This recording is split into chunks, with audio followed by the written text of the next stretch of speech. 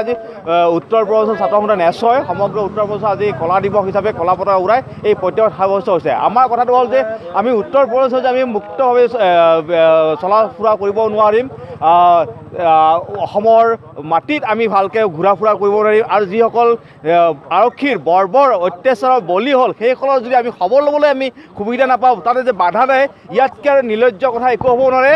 এইখন বিজেপি দলৰ এটা বিজেপি নেতৃত্বাধীন দলৰ ফেচিষ্ট চৰকাৰ এখন বৰ্তমান উত্তৰ পূৰ্বাঞ্চলত চলি আছে, আৰু এই ফেচিষ্ট চৰকাৰৰ বিৰুদ্ধে আমাৰ তীব্ৰ প্ৰতিবাদ তেওঁলোকৰ আমি সক্ৰিয় হৈছে।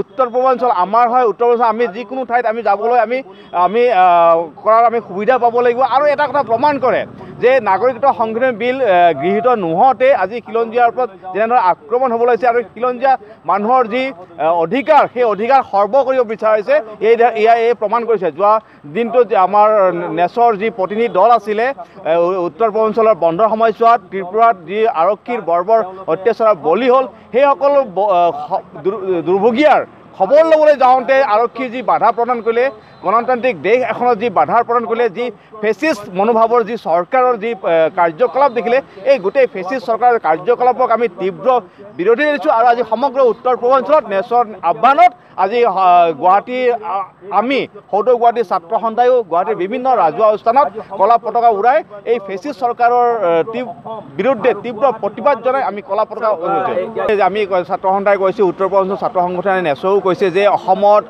তথা উত্তৰ পূৰ্বাঞ্চলত খিলঞ্জীয়াৰ ওপৰত আক্ৰমণ হ'বলৈ আৰম্ভ হৈছে নাগৰিকত্ব সংশোধনী বিল গৃহীত নোহোৱাতে।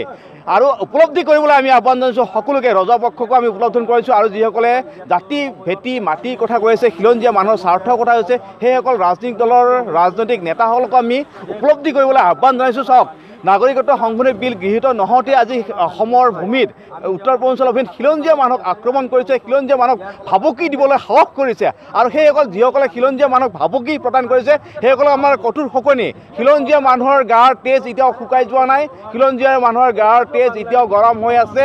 গতিকে আপোনালোকে এই খিলঞ্জীয়া মানুহক বেছি জোকাই নল'ব।